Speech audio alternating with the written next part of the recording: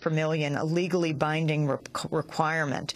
He said it was a truly pointless exercise and headed to well-deserved bureaucratic oblivion. And you ask, why would the Sierra Club oppose a measure designed to prevent environmental collapse? The club didn't respond to my request for an explanation, you said. But you went on to say climate scientists are bemused. When asked about this, Hansen said, I find the behavior of most environmental NGOs to be shocking. I do not want to listen to their lame excuses for their abominable behavior.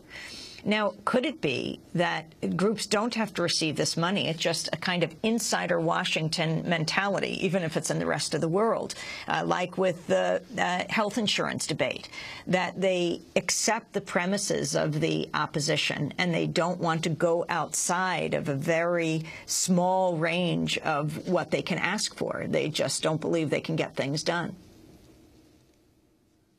I think you're absolutely right. That is part of it. It's part of a political culture. Jim Hansen, great man, is not alone. Virtually everyone who doesn't work for these corporate environmental groups, and a lot of people who do, can't understand this behaviour except as a result of the combination of corruption and exactly what you say, a kind of dysfunctional political culture. But again, I don't want to leave your viewers with a downer, because it's really important they understand it doesn't have to be this way. Here in Britain, we've had a really good example of how you work very differently on environmental change. And it works. Instead of trying to work within a corrupt system, instead of constantly praising the pathetic efforts of our governments, a huge coalition of people here in Britain took direct action.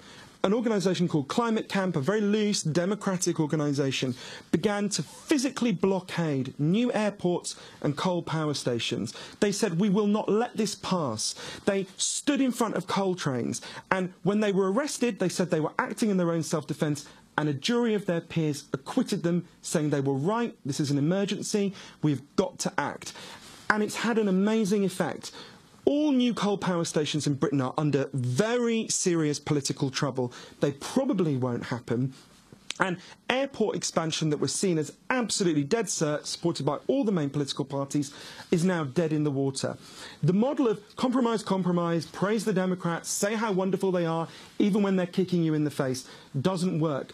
The model of really directly taking to the streets, the way that change has always happened in America and in all of the world. Martin Luther King did not praise every pathetic morsel that came from the Democratic Party. He called people to the streets and they fought for it. And it took a long time. But it's also important for people to understand there's a difference from the civil rights movement as well. We need to adopt those tactics. Oh, OK, well, in that case, I won't say it. Johann Hari, I want to thank you very much for being with us. We will link to your article. He writes for the London Independent, his latest article, The Wrong Kind of Green, in The Nation magazine. Also, thanks to Christine McDonald, author of Green Ink, an environmental insider reveals how a good cause has gone bad. As we move now to our next subject, but first, we have